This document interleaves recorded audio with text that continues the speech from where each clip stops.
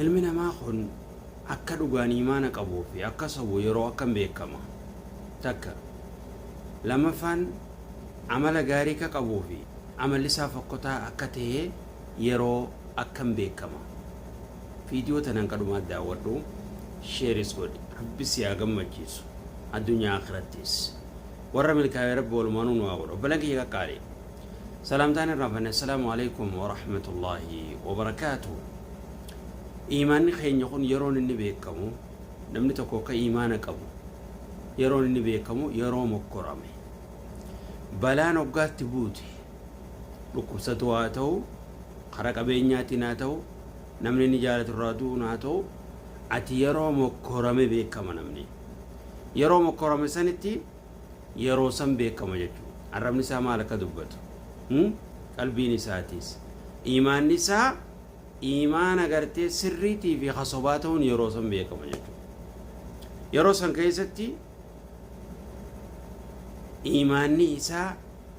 yeroo mokkorame san akka nama dhugaan rabbitti amanee fi kanneen amaninii ta'uun adda baha jechuudha yeroo san keessatti yeroo mokkoramtee iflaali xiqqoo gaa rabbi si mokkore dalagaa irraa dhaabbachuun haa ta'u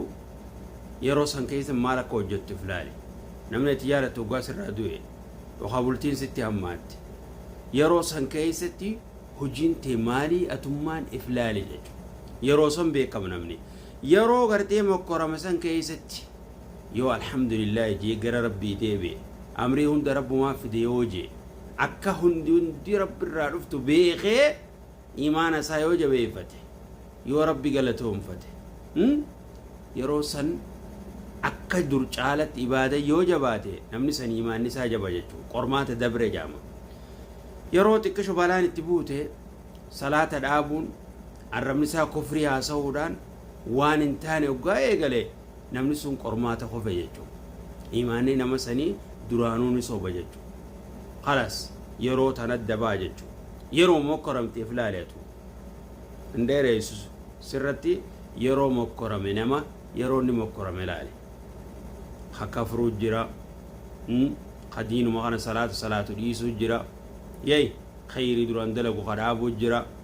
yeroo mokkorame keessatti namni yeroo sana dabaha baaqaa callaan ahasiba annaasu an yutraku an yaquulu aamanna wa hum laa yuftanuun yeroo san keessatti hoggaa mokkorame adda ba'a jechuudha ولقد فتنا الذين من قبلهم فلا يعلمن الله الذين آمنوا ولا يعلمن الكافرين خلاص يرو خنا غيستي خدوغان مؤمناتي في كافرات صدق اجج لما عملنا ما تكو بي خداف نمني عملنا ما يرون النبي كم يرو كرمو وجديمتو متي نمني بر يرو كرمو وجديمتو عملنا ما بيخو نور فات غرو يرو آره عملنا ما سني بيكم yeroo takkitti aaretti yeroo aare nama arraba isaa qabatu yoo ta'e nama gartee bakka hamtuu khayriin deebisu yoo ta'e nama khayrii dubbatu yoo taate namni sun amala qabaa beekama yoommoo hoggaa aare kan nama arrabsu ta'e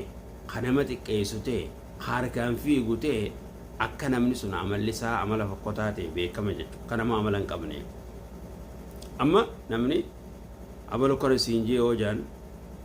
saayii muusaa tokko namni tokkotti dhufee bargaa abalu waan akkana sinjaa akkana jaajanii akkami kana naan jaa inni nuuf akkanaati jee mistira nama sanii qabee hunda asuma gagguuruu eegala osoo dubbii hoddan baafanne jechuudha yoom tana qofa namni tokko yoo jecha tokko jee takka yoo dubbate kudhan sinjaa jechuudha amalan qabuu beekame namni kun amalan qabuun nama yeroo namni hundi ni aara rabbi subhanahu wa ta'ala wal kaadhimiin al ghayda ji yeroo aare liqimsuu danda'uu je namni aare liqimsuu danda'u yeroo sanitti if qabuu dandeenyaan arraba kee qabuu dandeenyaan harka kee qabuu dandeenyaan amala gaarii qaba namni sun amalli isaa gaarii yeroo san keessatti akka rabbiin je idfa billati hiya ahsan as-sayyi'atun hamtusun khayrin deebisii je yeroo san namni danda'u nama rabbiin amala ganneef amala gaarii rabbi nuuf haa gannu yeroo kana keessa beekuu dandeessa nama yeroo namni kana jettee dhagee in jaakum faasiqun binaba'in fatabayyanu suuta jee adda baafatee oduu baaqaa callaa adda baafata hin jarjaru ati kana naan jette ati maareedha hin fiigu suuta adda baafata jechuudha namni amala gaarii qabu suuta deema adda baafata aaruu saaralin liqimseeti dubbii hubatee adda baafata jechuudha tana malee ilmi namaa hundinuu gawaa dhageenii aara garuu aara liqimsuu danda'e namni amala gaarii qabu aara liqimsuu danda'uudhaan beekama jechuudha nama narrabsu harkaan namatti hin fiigu aybii namaa gadi hin guuru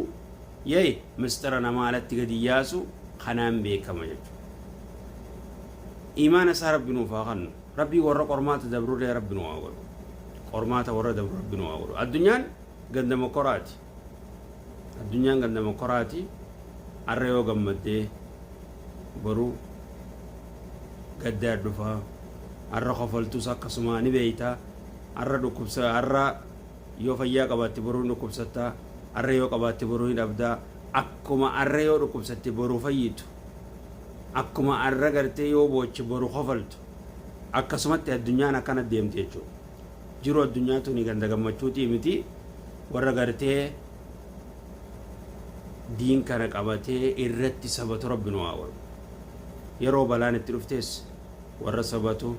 warra gartee rabbi shakkaru hoggaa rabbii qabeenyatti kannees hoggaanii fi dhoorkatees yeroo arkatees yeroo dhabees warra rabbi beeku rabbi nu haa godhu kana jechuudha gara amalaattis yeroo aarees